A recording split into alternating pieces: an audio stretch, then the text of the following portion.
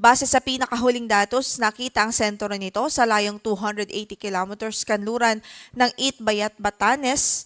Taglay pa rin ito ang lakas ng hangin na umaabot sa 95 kilometers per hour near the center at gustiness na 115 kilometers per hour. Nasa severe tropical storm category pa rin ito at malakas pa rin ho itong bagyo. Samantala ang kanyang movement ay north-northeastward at 10 kilometers per hour at kung makikita nga po natin, nasa labas po ng ating area of responsibility ang kanyang sentro. Pero bahagi ng kanyang diametro ay nakakaapekto pa rin sa ilang bahagi ng northwestern section ng Northern Luzon. Maya-maya nga lamang ho ay iisa-isahin natin ang mga lugar kung saan ay nakataas ang ating tropical cyclone wind signal number 1. Yung trough nito ni Bagyong Uwan patuloy din nagdudulot ng maulap na papawrin at mga kalat-kalat na pagulan at pagkidlat-pagkulog sa natitirang bahagi pa ng Ilocos Region maging sa Cordillera Administrative Region. At base na nga po sa track na ipinalabas po nating 5 a.m. bulletin, makikita nga po natin na sa mga nakalipas na oras ay northeastward o pahilagang silangan na ang kanyang pagkilos. So, tinatahak pa rin ito ang pa-northeastward o pahilagang silangan na direction at most likely ngayong umaga o mamayang hapon ay pwede po itong mag-re-entry o ine-expect natin ang re-entry nito sa ating area of responsibility. Papasok kung itong muli sa ating PAR and then ine-expect natin magla-landfall ito sa southwestern section ng Taiwan. Ibig sabihin, most likely sa mga susunod na oras at susunod nating bulletin, posible po na may signal pa rin tayo o meron pa rin tayong lugar na kung saan ay may signal number 1 pa rin dahil maaari pa rin mahagip ng diametro ang ilang bahagi ng extreme northern Luzon. So ayun, generally, northwestward ang kanyang magiging movement. Magla-landfall po ito sa southwestern portion ng Taiwan. And then mag-emerge siya dito sa Ryukyu Islands hanggang sa makalabas po siya ng ating area of responsibility.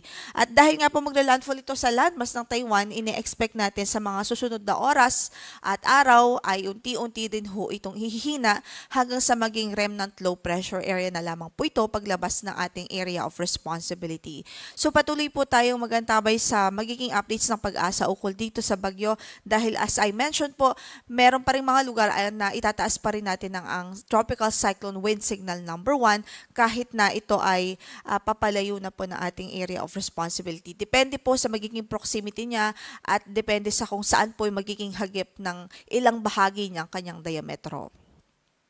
Samantala, signal number 1 pa rin ngayon as of 5 a.m. bulletin sa Batanes, sa Babuyan Islands, particular host dito sa mga isla ng Calayan, Dalupiri at Fuga. Sa northwestern portion naman ng Ilocos Norte ay nakataas din ang signal number 1 sa mga municipalities ng Burgos, Bangi, Pasukin, Dumalneg at maging sa Pagudpud. So sa mga nabanggit nating lugar, pinag-iingat pa rin natin ang ating mga kababayan. Hindi pa rin po pwedeng maging kumbaga relax dahil may mga pag-ulan pa rin na pwedeng maranasan doon at pagbugso po ng hangin. Pagbugso-bugso ng hangin na pwedeng umabot hanggang sa 61 kilometers per hour. So ibig sabihin, present pa rin ang hazards dito sa mga lugar na ito kung kaya't ingat pa rin po tayo, maging vigilant pa rin at maging alerto sa ating kapaligiran.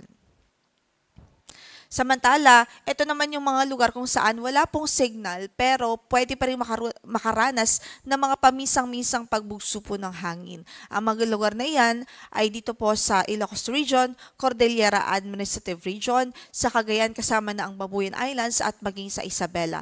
Sa araw po na yan o for today po yan. And then for tomorrow, posible pa rin ang mga gusty winds dito sa Batanes at maging sa Babuyan Islands. Kaya ingat pa rin ho ang ating abiso. Samantala, sa ating pagtayo ng panahon, magiging masungit pa rin ang panahon sa Batanes, sa ilang bahagi ng Babuyan Islands at sa northwestern portion ng Ilocos Norte dahil pa rin kay Bagyong Uwan, direktang epekto pa rin ito ng bagyo. Samantala, yung trough ng Bagyong Uwan ay magdudulot pa rin ng maulap na papawrin na may mga kalat-kalat na pagulan at pagkidlat-pagkulog sa Ilocos Region o sa natitirang bahagi pa ng Ilocos Region at maging sa Cordillera Administrative Region. Hamantalang dito sa Metro Manila at natitirang bahagi ng bansa ay improved weather ang mararanasan. Bahagyang maulap hanggang sa maulap ang ating papawrin. Mababa po yung tsansa ng malawakang pag-ulan.